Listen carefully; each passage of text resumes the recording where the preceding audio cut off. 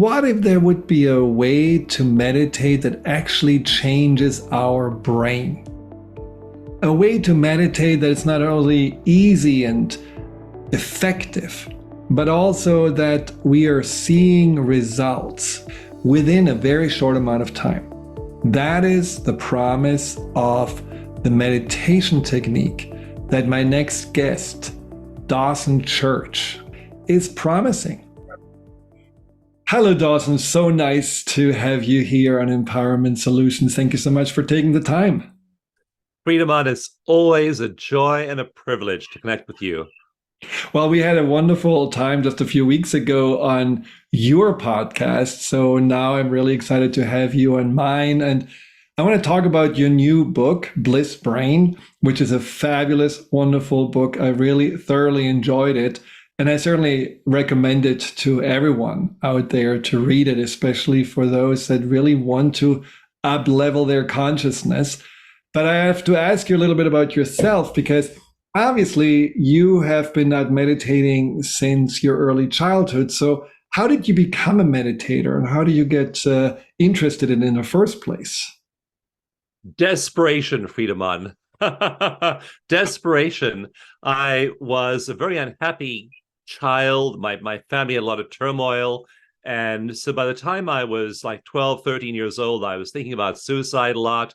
And I can think back to high school about, there was one boy I knew who was happy, and everyone else was either mildly unhappy or all the way down to people like me who were suicidally desperate all the time. And the people I knew in the church, my father was a minister, and the people I knew in my social circles, my relatives, I had one grandmother who was, again, mildly happy, but most people, as the saying goes, lived lives of quiet desperation. And so I saw all these unhappy people. I was unhappy, and I thought, okay, got to fix myself, got to dig myself out of this pit. So I went and I joined a spiritual community, and we got deeply into the work of people like Paul Brunton and Jiddu Krishnamurti and Alan Watts. And I learned a lot in that process, but I learned to meditate there as well. But I also didn't get much happier. And so I became interested in psychology, and I then did a lot of study and research, went to university and learned a lot about psychology, and again got mildly happier. But the brain has what we call the negativity bias, and it's just a part of not part of our mind, it's part of our brain. It's the way our brain just gravitates to looking for anything wrong in our environment. And my brain has always been expert at this. It has an exceptionally strong negativity bias. And so I learned meditation back then, but only when I was 45 years old did I make the commitment to daily meditation. And I want to just encourage everyone listening to consider that.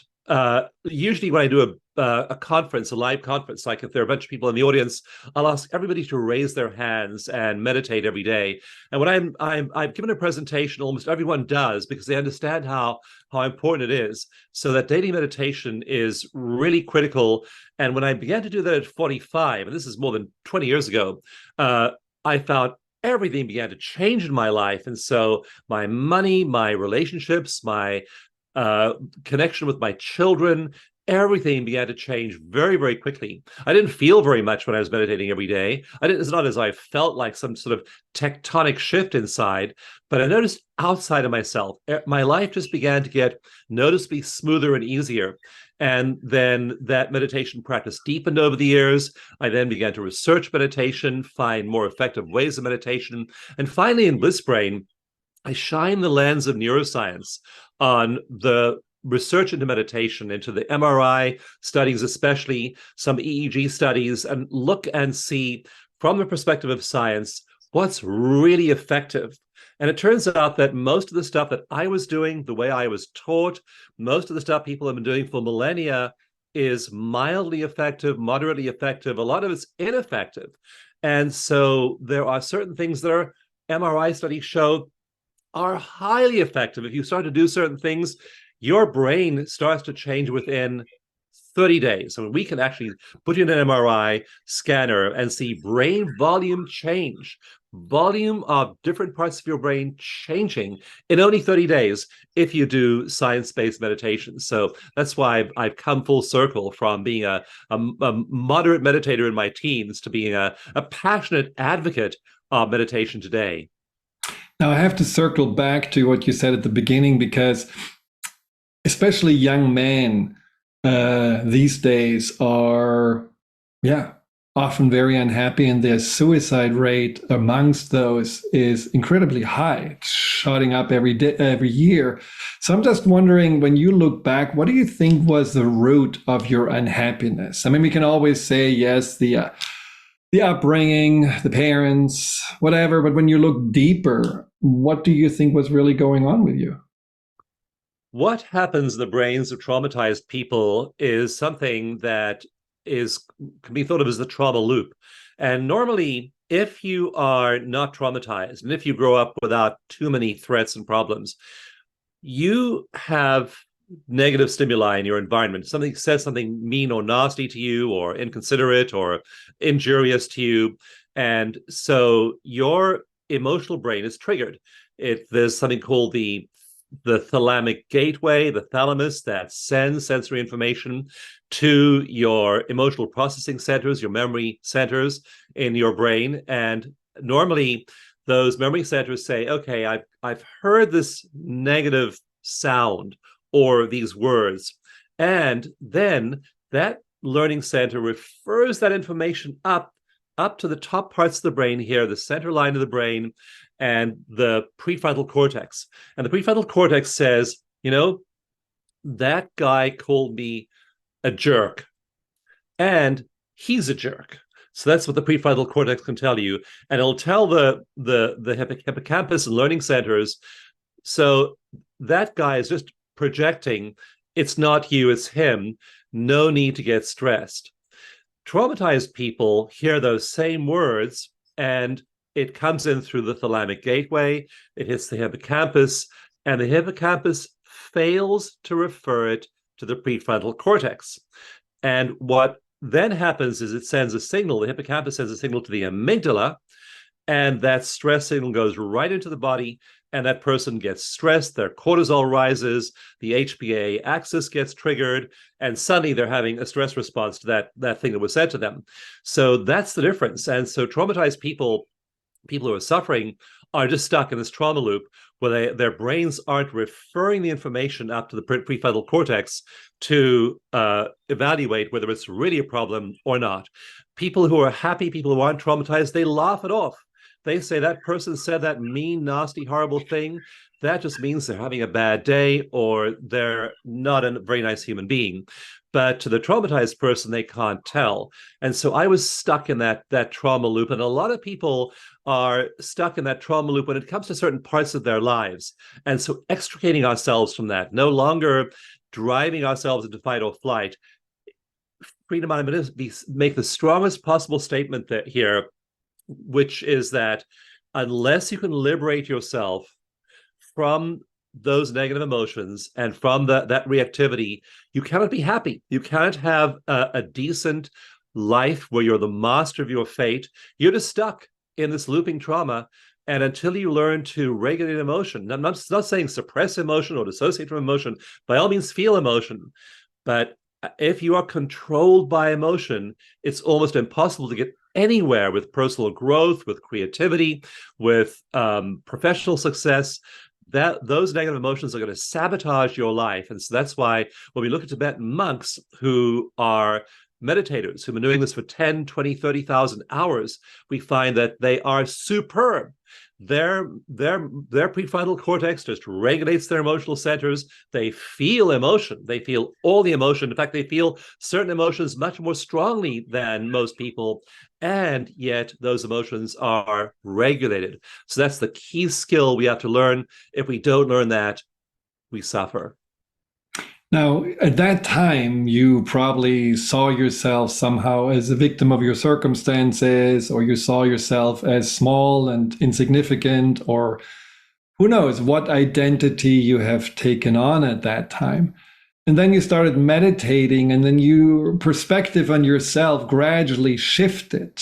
And just for, it's a little abstract to only go onto the brain level for people to know what really happens in yourself when you continuously meditate, when you look in the mirror in the morning and see like, wow, I'm not this loser anymore. I'm not this insignificant being. What happened for you? How did you see yourself differently when you really committed to meditation? What was your identity shift? So we have to make the identity shift from the child to the adult. And when you're a child, you are powerless. Somebody is hurting you or abusing you, and you can't do a thing about it. You're just stuck there. And so these trauma loops get established very early in the brain. And so we grow up and we feel ourselves to be these little tiny people, and we don't update our self-concept when we do become adults. And so often people are acting as though they're powerless when they aren't. And the work of adulthood is to undo the trauma of childhood and then update your self-concept to that of an empowered adult. And you'll see this very often. Like I'm just getting chills as I think about this one therapist I worked with, and she did this all on camera, so I can and she gave us permission to share a story. We have a video of her on our website. But she'd been abused. She'd been sexually abused from the ages of 3 to the age of 17, so 14 years of sexual abuse. And I worked with her. I was doing EFT acupressure with her on stage at a big conference, and she was working on the severe abuse. Now, again, normally I would not work with a sexual abuse survivor on stage at a big conference like that. I would pick something minor or something less triggering to work on. But this woman was a therapist, and I'd gotten to know her over the course of the previous week, and she was ready. She was ready to shift. I could just tell she was ready to shift. So I was willing to work with her. And as we worked together, and she just went through layer after layer after layer of emotion as we did this work together. And she went from being highly triggered to being completely calm. And when she finished that session, Friedemann, the whole audience was so triggered. I mean, hearing about a child being sexually abused was just so horrific that I was barely holding back my own tears working with her, because it was such unimaginable hurt that was done to her. And yet, when she finished that session, she stood up and she looked at the audience and she said, "Nothing that man could do could take away my joy. I was joyful when I was 2 and 3 and 4 and 5. Under the abuse, I was joyful. I'm joyful today. I was joyful all along despite the abuse. And so nothing that man could do could take away my joy." Here she's turned this horrendous suffering into a narrative of strength and victory and overcoming and resilience. So she's standing up there and saying, nothing that man could do could take away my joy. She's no longer the disempowered 3-year-old being abused. She is the powerful co-creator of her reality, and she's able to look at that from a perspective of the adult. So that's the essential work we have to do to extricate ourselves. We begin in this powerless way, we shift into this empowered way, and every once in a while, I'm not trying to pretend that I'm perfectly empowered. Every once in a while, I find myself acting in ways that are, just less than optimal. I mean, recently somebody said something nasty about me, untrue and nasty, on Facebook, and we had several people email into our organization very disturbed about this person saying something that was untrue and unflattering about me personally on Facebook. And I went through a period of like, wow, what is this? And feeling those feelings. So if you feel the child, it's like the child being scolded or criticized. And also because of our ethics code, we have a professional ethics code, and our ethics code says you address those things privately with a person, not publicly. So I could not defend myself publicly. I just had to send a private email to this individual. That's all I'll do. I will not bother defending myself publicly. I don't want to get into a pissing contest. But I felt that disempowered child for a few minutes there. And when I think about this repeatedly, and the way I'm working on this in myself is an energy and emotional issue. It's not a physical issue. It's just somebody acting out their unhealed stuff in a way which is triggering me, and they're being my friend, my ally in healing, because they're giving me the opportunity to heal something in myself that was not yet healed. And so I treat it as an energy pattern. I release the energy. I do some acupressure tapping. I do some breathing. I do some meditation, body work, grounding. And suddenly I pop into the empowered adult. And then I start to have compassion on myself or the person who said those untrue things. I think, if they're critical of me in that way, imagine their self-talk. Imagine what's going on inside their own head. And so now I just sit there with compassion for that person. And I was thinking for a while, maybe I should just make a report to their ethics committee and their profession about their behavior. And I'm thinking, I can't be bothered. I think that's definitely transcending something that most people would feel triggered by. But Yeah. it's a beautiful way that you describe how we do have a responsibility to outgrow that childhood pattern with compassion and not just, muscling our way through being empowered and ignoring our deeper vulnerabilities. And that is certainly something that you just talked about. But when you were writing the book and you describe at the beginning how a trauma hit you and your family, how this wildfire in California took everything away, including two beautiful cats, and you basically lost everything. Even a person who had no childhood trauma would really go to their knees in that moment, and it was not easy. But you describe how you transcended this trauma and how eventually you actually were able to look at it almost in gratitude. Describe this journey for us. Yeah, that was a surprise to me. And I wrote the book Bliss Brain in the year after that loss. And I wanted to figure out, for one thing, how I could be sitting in meditation having lost everything. And I didn't just lose all my possessions, and we lost our pets, and many of our neighbors died in the fire. I mean, we had friends and neighbors, and some of them, like, they went into their garages to try and drive out of the fire zone, and the power was out and they couldn't raise the garage door, and they died in their cars. And others ran back to the house to get some family heirloom possession, and then they died. I mean, one woman was found holding her dog. She went back for a dog, and she and the dog both died in the fire. So there were these huge tragedies. And then in the year after the fire, we also lost all our money because our company just was so affected by the fire and the events around the fire. And so, I was broke. I was also quite sick at the time, but I was meditating, Friedemann, and I was in ecstasy. And I thought, I got to share this with people. It's like, if I can live through this, but that night was just horrendous. My wife woke me up at 12:45 a.m. I looked at the clock. I then looked out the window, and as I dashed out onto our outside deck, I saw the flames coming down the hillside, and I yelled at her, "We're getting out of here right now!" And we just dashed through the house, grabbed car keys, grabbed our phones, threw on some clothes. And it's interesting. You look back, like I wound up later on having shoes on but no socks, and my wife had a jacket on but no shirt, and we were making these split-second decisions. Do I have time for socks and shoes? No, I don't. Shoes only. Wow.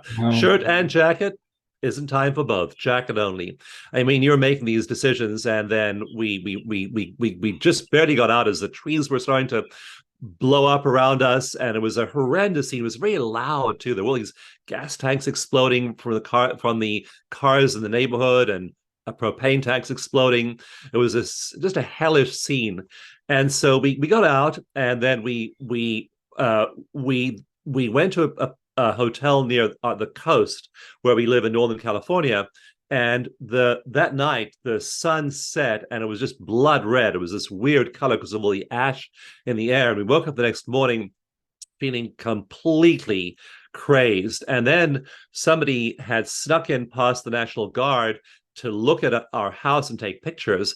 And they texted us these pictures, and there was nothing there. There was just a concrete slab, gray ash, and a chimney sticking up. And our office looked the same way. And we knew that all our possessions were gone.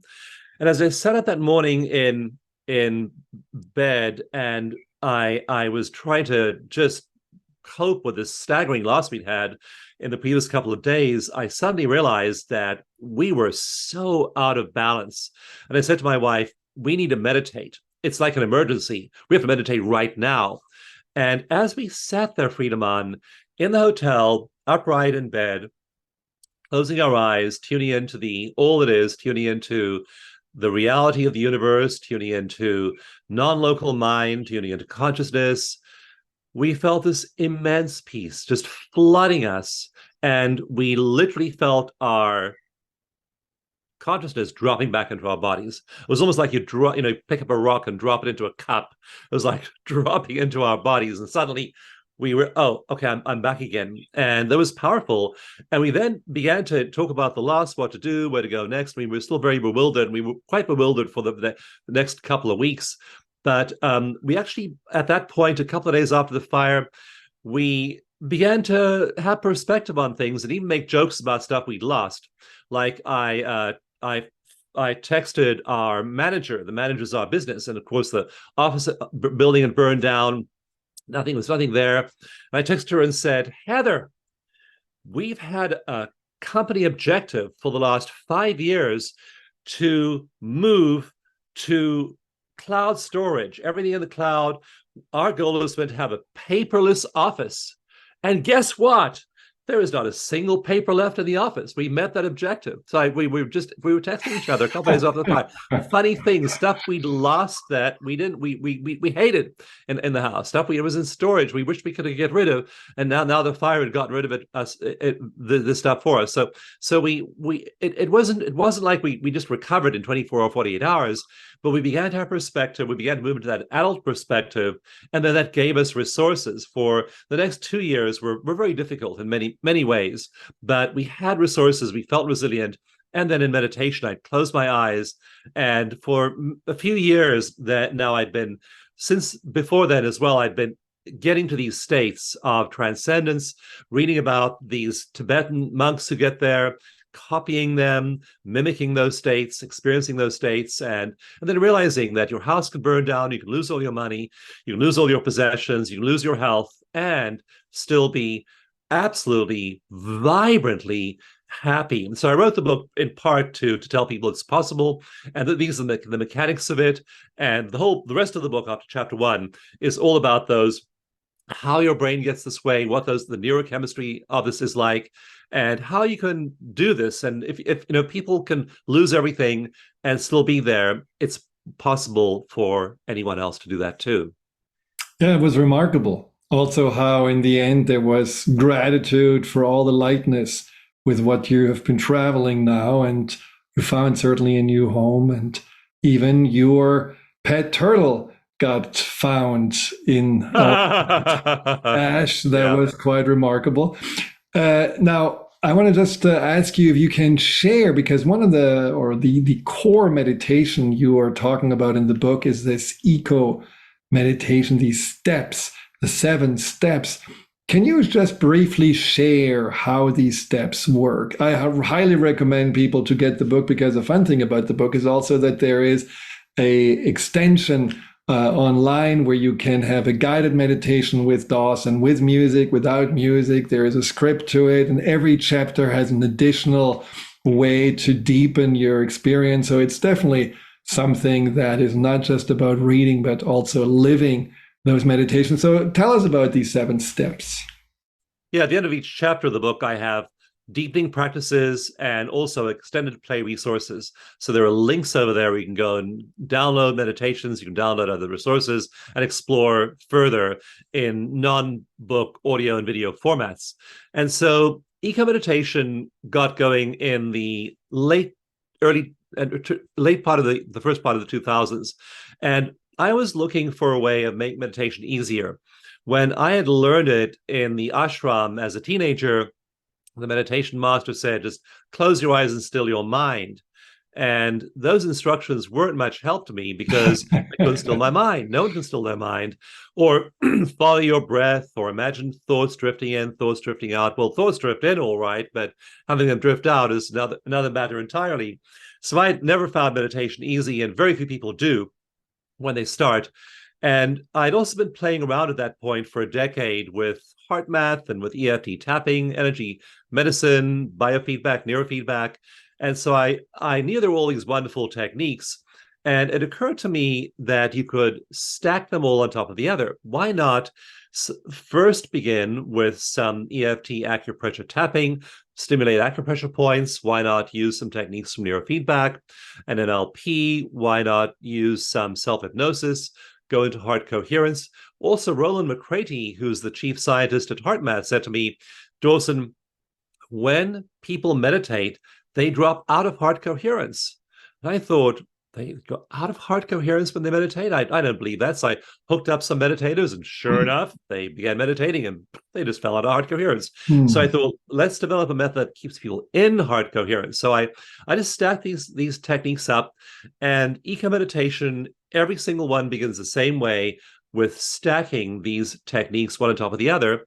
And then in about 5 minutes, you reach this incredibly deep place where even if you're not a meditator, even if you've failed other meditation methods, you're relaxed and alert.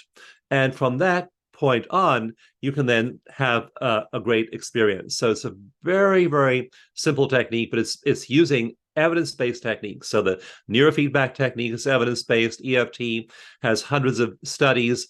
HeartMath has enormous amount of research behind it. And you're simply doing each of these things in turn, and then the whole is more than the sum of the parts. So we find people do really well on all kinds of metrics: happiness, anxiety, depression, physical health, immunity, pain. All of these metrics improve dramatically after you initiate that cycle of those 7 methods. Now, for everyone who listens just to Dawson, you may think, oh my God, first I have to study all these methods before I can start. It's actually not true. It's really simple. It's not difficult. I mean, you just go through these instructions and you can go right there. I mean, it doesn't need to have a lot of knowledge in advance. Yes, the EFT tapping to get the emotions moving at the beginning, that's good to know, the acupressure points, but all the rest is beautifully described and you just follow.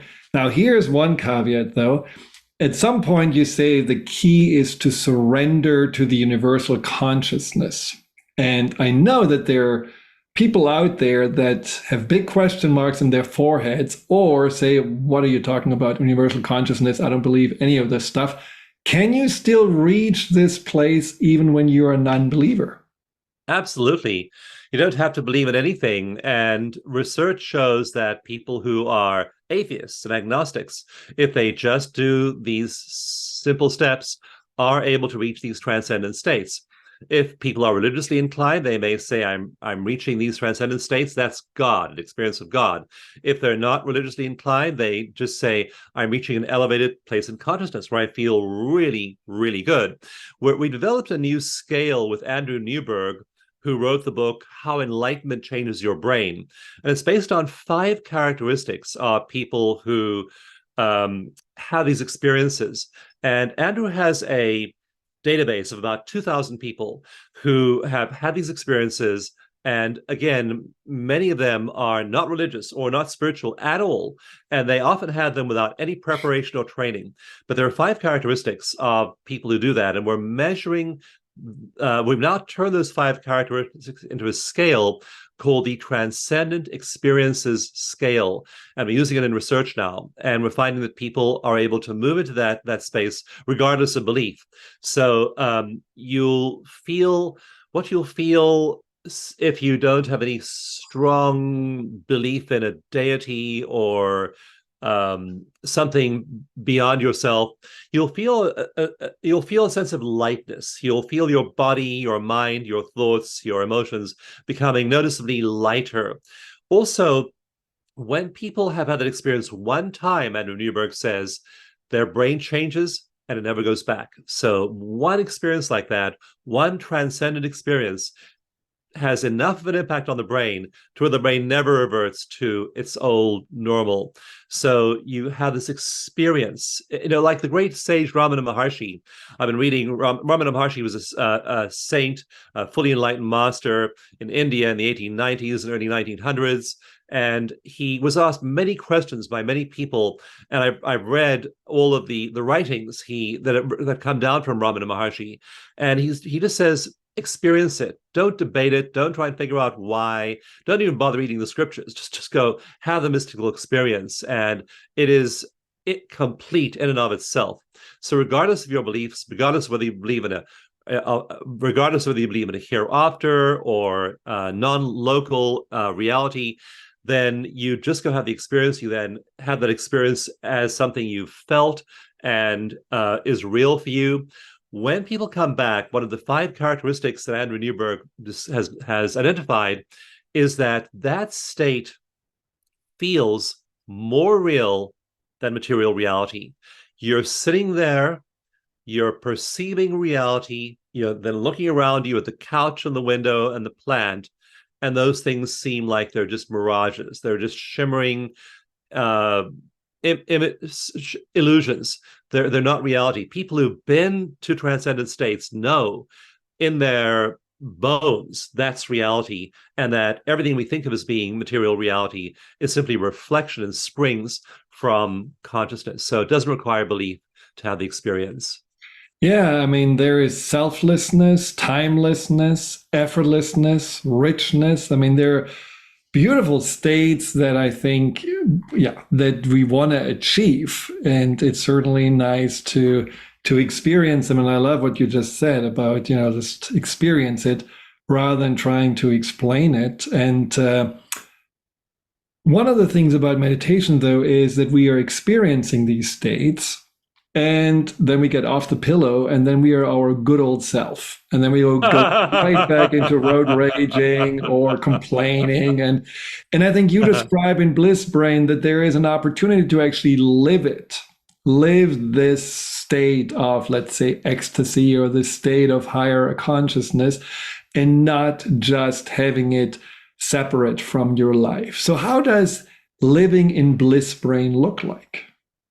So another big project, also with a database of over 2,000 people, is Jeffrey Martin's book, The Finders, and his concept that we go from seekers to being finders.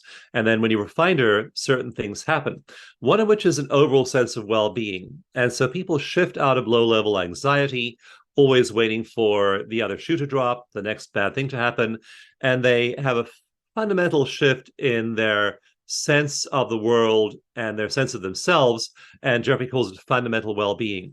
I call those people awakeners, people who awaken. And when you awaken, when you have these awakened experiences, your whole worldview changes, and you start to perceive the universe as benevolent. Are there still wars and revolutions and poverty and abuse and all of the ills of our world? They are all still there. And you have this fundamental sense of inner peace. And you understand that you cannot help the world or improve the world by allowing those things to disturb your own personal inner peace. So you are able to maintain your inner peace during those states. So you move to that place of inner peace. What then happens after a while, and I won't get too deep into the research over here, but we find people move from that sense of well-being within to having such a powerful presence that anyone around them moves into well-being as well. If you've ever been to see Amma, the hugging saint, or Chidvilasananda, or Guru Mind, and or Gangaji, to name 4 well-known female saints, and there are many other living masters as well. Like, I remember sitting in an audience with 2,000 people with Chidvilasananda, and then getting what's called Shaktipat from her, where she touches your forehead and transmits a blessing. And everyone in that 2,000 member audience seemed to be very moved by it. To me, it was highly significant. It was a big turning point in my life. And so these beings radiate from around them and affect and condition the consciousness of people around them. So you meet a great master or a great saint or a great teacher, and you feel better just being around them. So that's where they move to after a while. And there are people like this probably in your life who aren't dressed in saffron robes and counting the rosary. You probably just know people who are nice. Like, there's a store near me that my wife doesn't like because it's pretty shabby, but I like because I like the people there behind the counter. And they just have a culture, a company culture there at this pretty shabby grocery store where they're really nice to other people. And you just see them being nice to the customers, and then the customers lighten up. And so they are in that stage now of not just inner contentment, they're in that stage of radiance. And like those masters, they are a force in the world. Ramana Maharshi said, you want to change the world?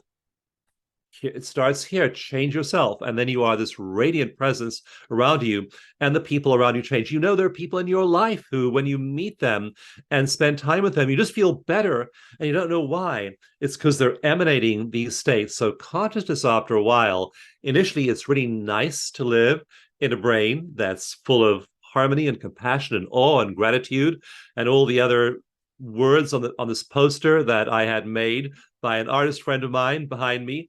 So you live in that brain, and I got to tell you, Friedemann, it is just wonderful to wake up every day in a brain with all these words in it. You wake up in a brain and a mind, and that's just if you're the fish, that's the ocean in which you're swimming. It's totally wonderful, but that's wonderful for me and for the person there.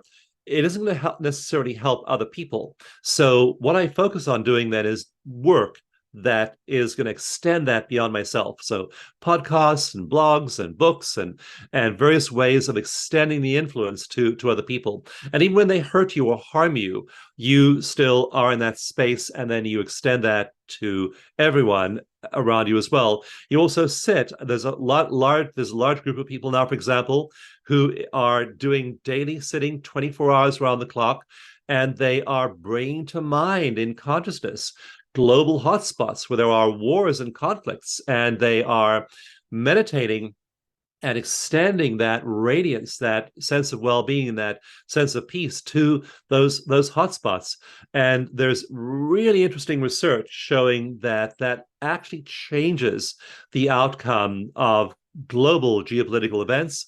And toward the end of Bliss Brain, I talk about the research from HeartMath showing that when people are with one accord in that peaceful state, it literally produces shifts globally. So there's a very interesting interaction here. You think you're doing it for yourself, you're actually doing it for the world. Yeah, I completely agree with that. But I love that you say that sometimes we are in radiance when we are just in alignment, like these people in the grocery store. I know a person who works in the cafeteria in a supermarket. He is the happiest person, and everyone who comes in with a frown comes out with a smile because of him. It's just a unbelievable gift. And so, some people just reach that level without even going through the meditation. There's just something they are here to share. But it's an interesting topic, the sharing piece, not doing it for yourself, because, I want to quote something about self-awareness. You said in the book, The Curse of Self-Awareness, psychologist Mark Leary of Duke University shows the many downside of the perpetual self-awareness. He shows that it leads to many forms of suffering, including depression, anxiety, and anger, jealousy, and other emotions. He concludes that self-awareness is single-handedly responsible for many, if not most, of the problems that human beings face as individuals and as a species. Now, I am a believer that we have too little self-awareness. So what self-awareness are we talking about? Yeah, he's talking there about the activity of the front part of the default mode network, especially the mid-prefrontal cortex over here, right between our eyes, that builds our sense of self. And that sense of self is usually obsessed with problems that happened in the past, threats to my survival or perceived threats to my survival in the past. It then projects those into the future and say, what bad thing might happen in the future. It is not present centered. And so when people's mid prefrontal cortex is highly active, they're miserable, they're self obsessed. And a giant study done by 2 Harvard psychologists found what they did was really interesting. They actually, I won't go into the methodology of the study because it's complicated and I can geek out on this stuff for hours, Friedemann, but I'll cut to the chase. Their finding was that about 46% of the time, we're thinking intrusive negative thoughts. Almost half the time, we're thinking intrusive negative thoughts. Intrusive means you don't want to think them. I don't want to think about the bad stuff that happened to me. Like this Facebook post I mentioned to you, it was a week ago and I thought about it probably 100 times. I don't want to think about it, but I just think about it involuntarily. So a lot of our thinking, and that's self-awareness. So it's that front part of the default mode network, building our sense of self, really worried about the future, really concerned about the insults of the past, not in the present moment, and we're just miserable. And when you look, for example, at the brain activity of people with major depressive disorder, they're highly self-aware. In that sense, they're selfing part of the brain, the part of the brain that is building that sense of self is very active. And so it's just, they're just thinking about themselves, self-aware in that way all the time, as a suffering self and an unhappy self. In Tibetan monks with 10,000 hours or more meditation practice, that part of the brain is just switched off. And one of the fun studies in the book that I mentioned is in one MRI study, the researchers were going to have these Tibetan monks enter a compassion meditation while in an MRI. So they told them, okay, we're going to put you in an MRI in about half an hour. And when you're in the MRI, we're going to give you instructions. And we want to read what happens to your brain when you move into a compassion meditation. And while they told them that, they gave them that instruction, while they were telling them what was about to happen in the study in the future, that part of the brain clicked on. That part of the brain it's actually it suppresses your sense of obsession about self. And so regulation of that self-obsession, again, is one of the 4 brain circuits I talk about in Bliss brain, which is vital to happiness. So others are the compassion network, the 4th one is the attention network, and the first 2 are the selfing suppression network and the emotion control network. So you do those 4 things, activate those 4 circuits in the brain, and that's what these monks and nuns do, and you're dramatically happier as a result. So this form of awareness is like the person who has, one part of their body they don't like, and they're identifying the whole body as such. So it's not really the awareness of us in a wholeness way or as a totality or in all its dimensions. It's focusing on the problems or the shortcomings or the things that can go wrong. So thank you for explaining this, because, I think most of us lack the awareness of our potential, of our greater good, of our, purposes, on the gifts that we're here to share. All we certainly are aware of are more the things that are about self-protection or about, again, this idea of not feeling good enough. So would you say that when you are having this voice coming up, you describe it beautifully in the book, that you're meditating and all of a sudden you think about accounting, or if you send this email out, and so I'm going to quote you here because it's really sweet. So basically you say that you, in those moments where there is this voice, this self-obsessed voice coming up, that you're not angry, because you say, I love my mind because it's so inquisitive and curious and thinking and worrying. Is that what the mind does? Wanting to change it is like standing on the beach and wishing the waves to stop. It's futile requests that can only lead to more unhappiness. So there's a lot of compassion here that doesn't make this necessarily wrong, but it's more like an acceptance of, yes, there is a part of the mind that may come from our child mind, it may come from traumas, it may come from habits, but is not fighting it, doesn't necessarily make you feel more in harmony with yourself. Yeah, and I was very angry with my mind for a long time, Friedemann, because you reach this inner state in meditation for a few seconds and then you drop out and your mind kicks in, you think about something disturbing, and that pulls you out of that peaceful state. And I would try and meditate and get back into that state, and then I'd succeed for a few seconds and then drop out. And so for a long time I was very angry at my mind. And one of my sayings was sometimes I would just scream out loud, God, give me a lobotomy. My mind was just making me so miserable. The Buddha says the mind is what causes suffering. Carl Jung said much the same thing. A number of modern psychologists point out the same thing.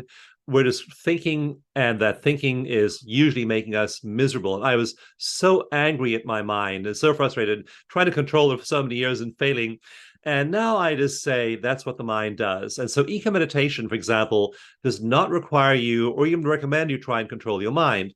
You just let your mind do its thing. It's hunting and pecking, and it's just looking all over the place for something to worry about. And you just more or less let it run around and do its thing. It does get a lot quieter during eco meditation, but it still is going to do its thing.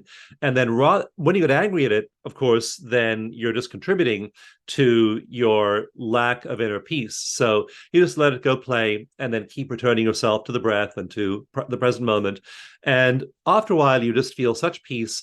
And then you have compassion for other people, but you also have compassion on yourself. And you're doing your best. I mean, we're all doing our best, and that best may not look very good to us, but we are trying our hardest, we're doing our best. You just have compassion and love for yourself. This also makes you way more loving and compassionate to other people. So you just see them doing their best. They may be struggling, they may not be doing a very good job. It's the best they can do right now, and that's self-love. Just lets you off the hook. You haven't succeeded in certain things, you haven't grown in certain important ways, and you love and complete yourself, accept yourself completely. And in EFT, that's actually the fundamental statement. Even though I have this problem, I deeply and completely love and accept myself.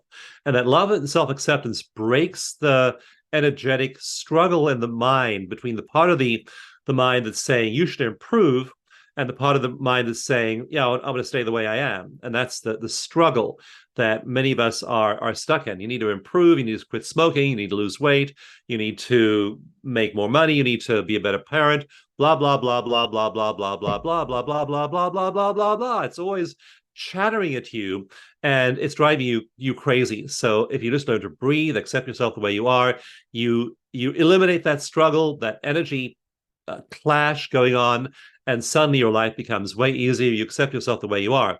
Now, a caveat here is that you still do strive to be better. I'm not saying just, go out and eat McDonald's hamburgers and French fries and top it up with ice cream for every meal. Or quit exercising because you don't feel like it. You still run your body effectively, and you need to manage your emotions effectively, and you still need to manage your finances and your work and your family responsibilities. So I'm not saying you don't do all that stuff, but you just accept yourself the way you are, and that your whole psyche lets out an enormous deep breath. At that point, you relax. And Carl Rogers, the great family-centered therapist of the 1950s, said, the paradox of change is that when you accept yourself the way you are, that's when transformation happens. I completely agree. I think in that moment where you don't really fight yourself anymore, you have a much easier time to improve yourself, because it's not about resisting. It's not about battling. It's actually, I think, almost a natural evolutionary state of expanding and growing into this next phase of yourself without necessarily any harmful or hateful feelings. And that is certainly something that you beautifully describe. Now, in the book, you also said something really beautiful about those that do struggle, especially with meditating. And you say, the act of persistence may be more essential to the meditator than the permanent attainment of bliss brain. The true hero may be she who persists, not she who wins. So how do you keep, for anyone who is listening, feeling motivated, okay, I'm going to get this book, I'm going to get started. And then they do it and they feel like, yeah, I didn't really get there. I don't know. I just gonna give up. How can we keep on being motivated? Yeah, it's the old saying that it's not how often you fall down that counts, it's how often you pick yourself up again. And so you just pick yourself up. Now, there's one crucial study done at Emory University that I present in chapter 2. And what that study found was that every meditator goes through a 4-stage cycle. You're in bliss brain, you're feeling at peace, you've hit this meditative peak. And then number 2, you fall out. Number 3, you recognize you've fallen out. Number 4, you put yourself back in that elevated state. And then you fall out again. And then you notice, and then you correct yourself and put yourself back into that state. So it's this 4-stage cycle that even experienced monks and nuns are doing all the time. And so knowing that, all you have to do is keep on going through the cycle. The cycle gets easier with practice, but just keep on persisting. And what happens after not a long time, like we did one astonishing study, this one study we did just shifted my whole perspective on eco meditation. And we used MRI scanners, really modern, high resolution scanners from a company called Siemens. And we use these state of the art Siemens high resolution MRI scanners. And we had half the group do eco meditation for a month, and the other half do mindful breathing for a month. And we examined their brain structure and function before and after those 30 days. And we found that the group doing eco meditation had structural changes in the brain in 30 days. Now, think about that. Your brain structure is changing. Imagine going to the gym, working out, pumping iron, and 30 days later, you look like Chris Hemsworth, But these people's brains looked like that. They had structural change to that suffering part over here, the mid prefrontal cortex. That part looked like the Tibetan monks. It looked like someone who meditated for 10,000 hours, even though they'd only done it for a month. And then the compassion network was all lit up. So compassion, gratitude, joy, thankfulness, all those emotions, that part of the brain was highly active in 30 days. So the cool thing about eco meditation is it doesn't take 6 months of practice, but even after a month, people are able to get there. And then you start to feel so good. You start to feel just absolutely ecstatically wonderful because of all the hormones and neurotransmitters you're experiencing. So serotonin, dopamine, oxytocin, norepinephrine, nitric oxide, beta endorphin, anandamide, flooding your brain every day. And serotonin has the same chemical structure as psilocybin, magic mushrooms, and anandamide has the same structure as THC, marijuana, and cocaine and heroin use the dopamine pathways of the brain. And so you have all of these very similar natural neurochemicals being produced by your brain spontaneously without any kind of a drug. And you are just in this ecstatic state. That's why it's called bliss brain. I mean, these people don't just feel okay after that few days and 30 days of doing it. They feel ecstatically happy. And that's the state that we find people are reaching. Keep on building that state for a while, and you have enough neural capacity now in those neural bundles and those parts of the brain where you start to be permanently in that state. You've turned that state now into a trait where you aren't just occasionally happy as an emotion, you are a fundamentally, temperamentally happy human being.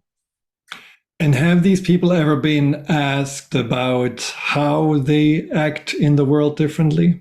It's just a very subjective thing, but do they, I mean, happiness or any of those emotions, but do they experience also in their actions changes?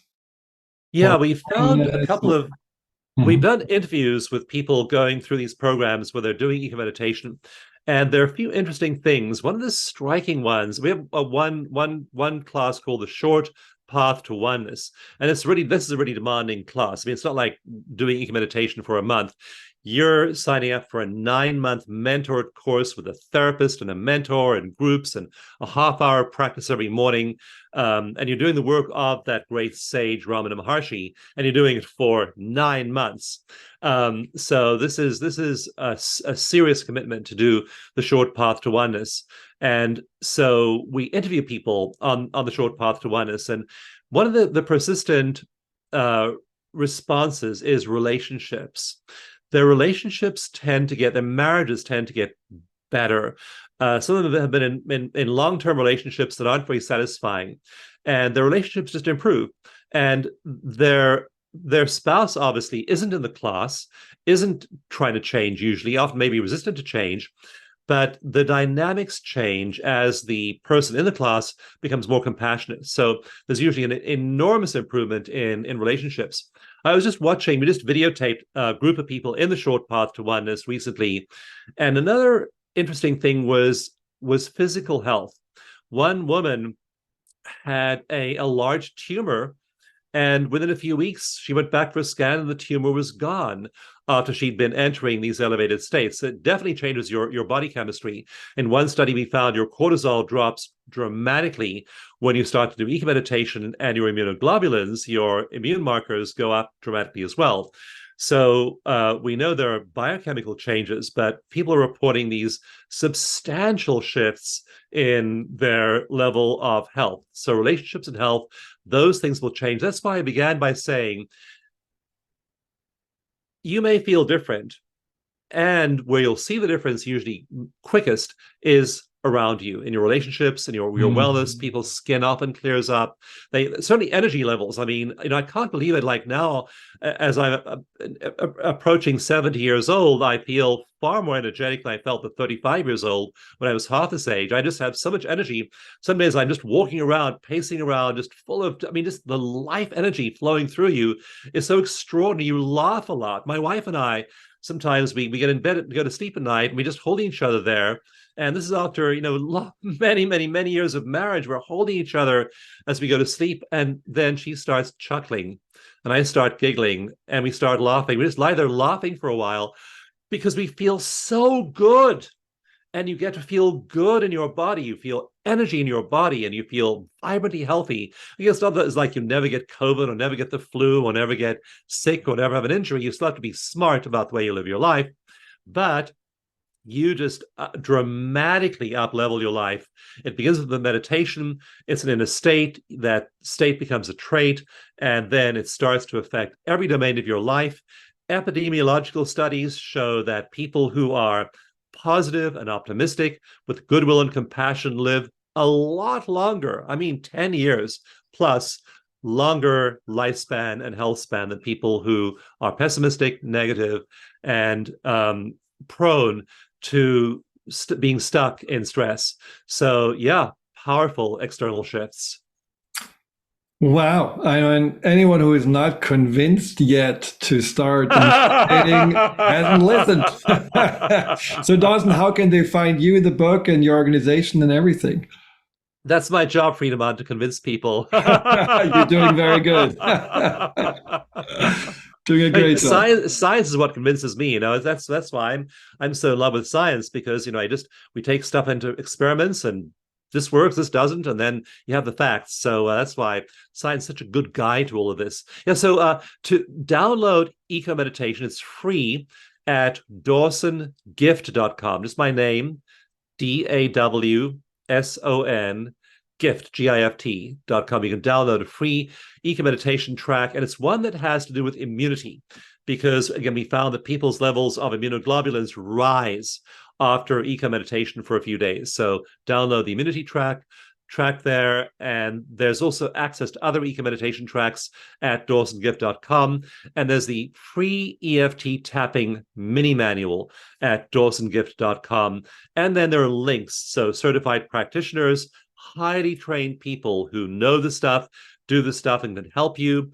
We have an app called Stress Solution where you can work with a certified practitioner live, video conferencing. We have a site for veterans where we treated over 22,000 veterans free of charge over the last decade, people suffering from PTSD. All of this is all accessible through that DawsonGift.com link. And the book can be found anywhere. It's called, again, Bliss Brain.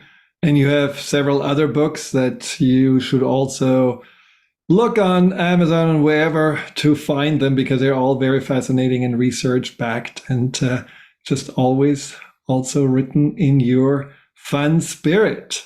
Very uplifting and yeah, so encouraging. So thank you so much, Dawson. This was such a delight to have you here. You certainly radiated like the grocery store owners, making everyone feel good. And I just love talking to you. Thank you. You know, it's our birthright to feel good, Friedemann. I'm working on a new book looking at some of the brain circuits behind this, and it turns out everyone has them, but most people are just too stuck and stressed to use them.